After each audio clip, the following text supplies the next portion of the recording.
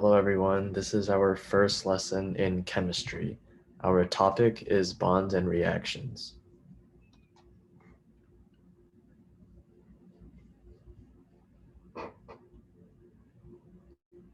So first we have compounds and their name abbreviations.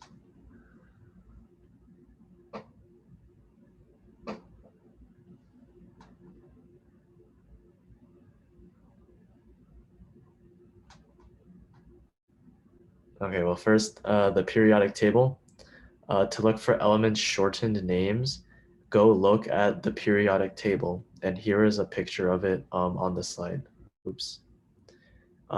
We have gone over it before in a previous lesson, so you can look at the recording of that. Now, what are compounds? Compounds are a chemical substance made up by or consisting of two or more existing parts or elements. Not to be confused, of course, with molecules. A molecule is the smallest particle of a substance that keeps all of the properties of the substance and is composed of one or more atoms. All compounds are molecules, but not all molecules are compounds. You can see in the picture, oxygen gas is a molecule since it's only made up of oxygen, which is one element. But carbon dioxide is a compound because it has more than two elements. It has carbon and oxygen. All right, so how do we name the compounds? So here's the normal method.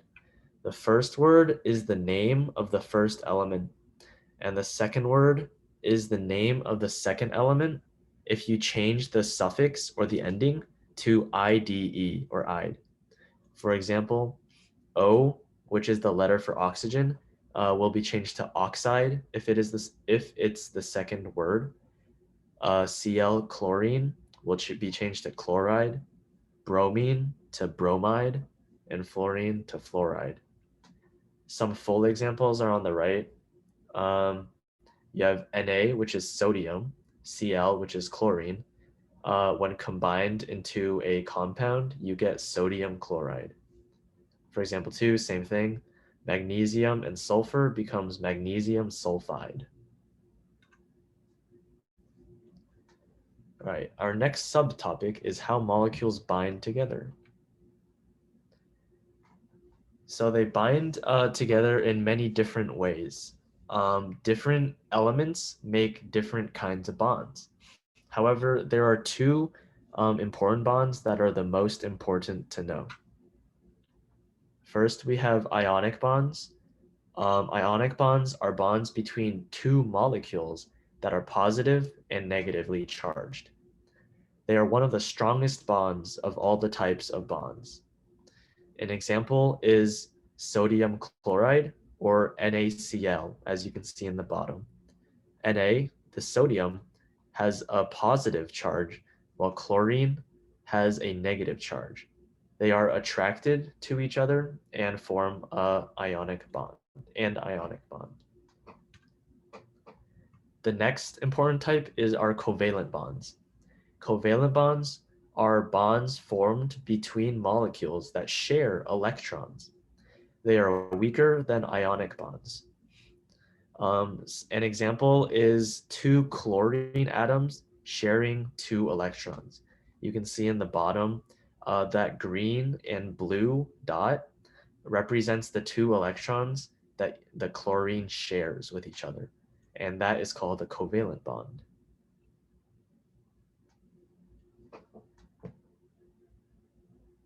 Okay, so next we're going to talk about the 5 different types of reactions. So basically the overview, can you get next once? Wait.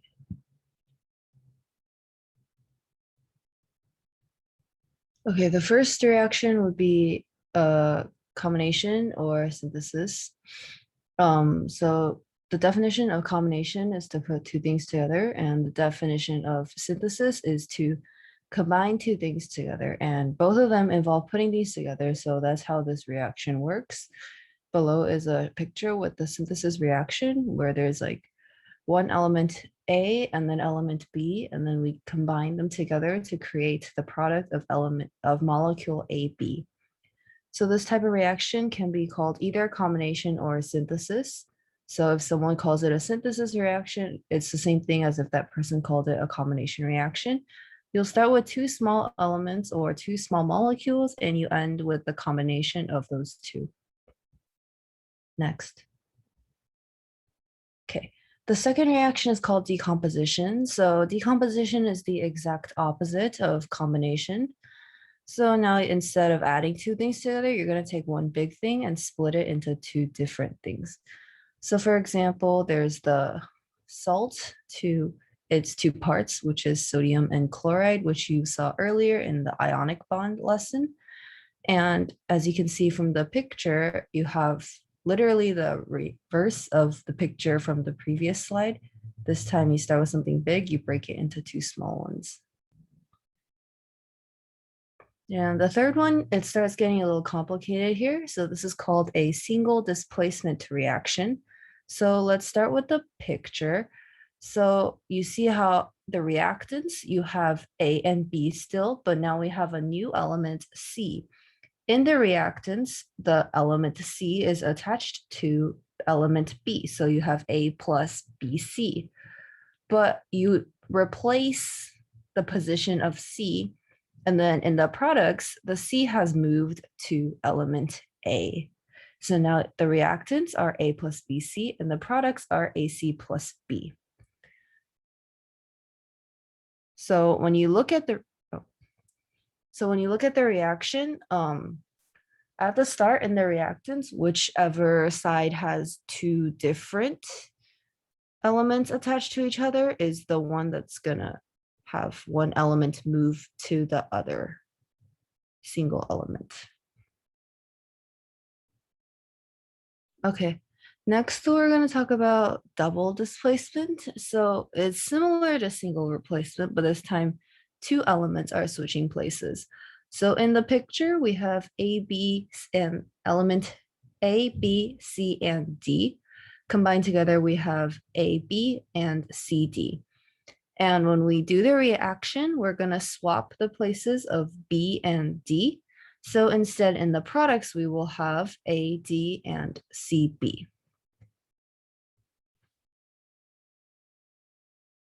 And our last reaction is called combustion.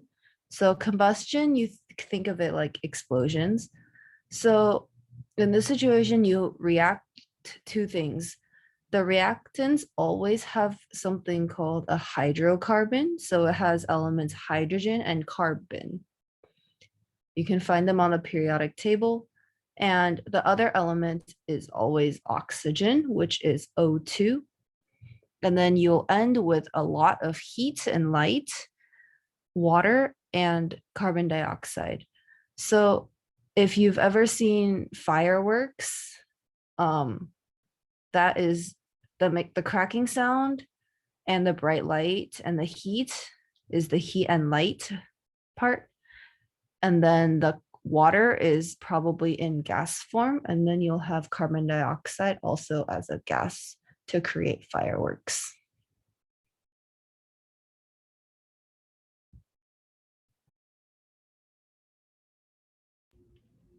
Yep, and that's all we have today. Hope you guys learned stuff and let us know if you have any questions.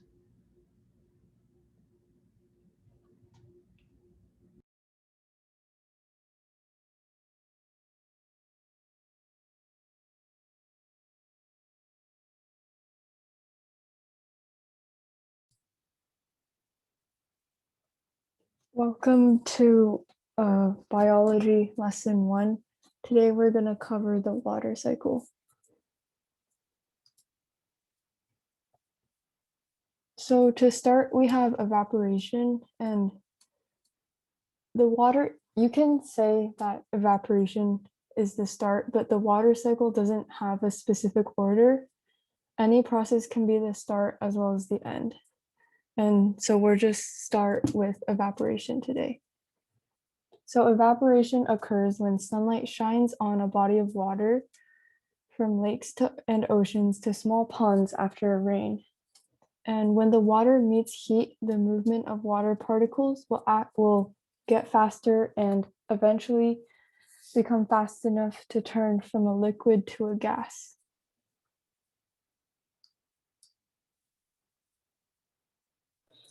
The second step of the water cycle is condensation. And condensation is basically the change of water and gas into a liquid. After the first step, which is evaporation, the water will change into vapor, which is smoke or fog, and it will rise because of the sun's heat. The vapor will rise into the atmosphere, which is a mass of air surrounding the earth, and change into water droplets because of the cold. In the atmosphere, it changes into liquid forming clouds. Next. Condensation even happens around you in real life. For example, when you boil a pot of water and lift off the lid, you can see the water droplets running off the sides. It also happens in cold weather. When you breathe out your warm air, you can see the cold air, which is your breath, which is basically condensation as well.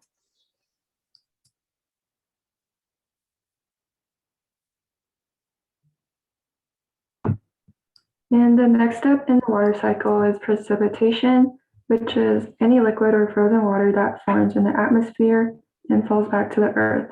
It comes in many forms like rain, snow, and hail. It forms in the clouds when water vapor condenses into bigger and bigger droplets of water, and the water will eventually fall to the earth under the force of gravity. Precipitation is the primary connection in the water cycle that provides for the delivery of atmospheric water to the earth.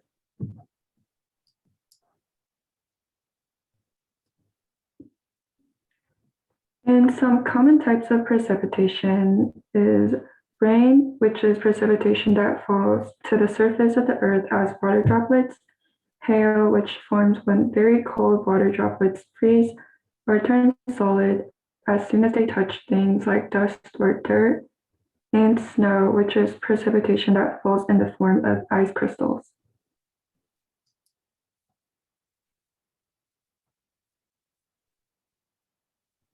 And why is precipitation important? It is because it is needed to replenish water to the earth, and without precipitation, the earth would be an enormous desert. And the last step is collection. So when the water precipitates from clouds, it collects in bodies of water like oceans and lakes. After the water is collected, it evaporates and the cycle starts over again. Water can be collected through runoff, which is water or snow that melts and runs off mountains. Infiltration, which is water going into the earth and collected into groundwater and through rivers and streams. The water ends up in bodies of water and is later evaporated, condensed, precipitated, and collected again. And the cycle, like we said before, it's always moving and it's endless. So here are some images. On the top, there's a river, and like I said before, it can flow into lakes where it evaporates, and also into oceans where it also evaporates from oceans. These are our sources that we used, and thank you for listening.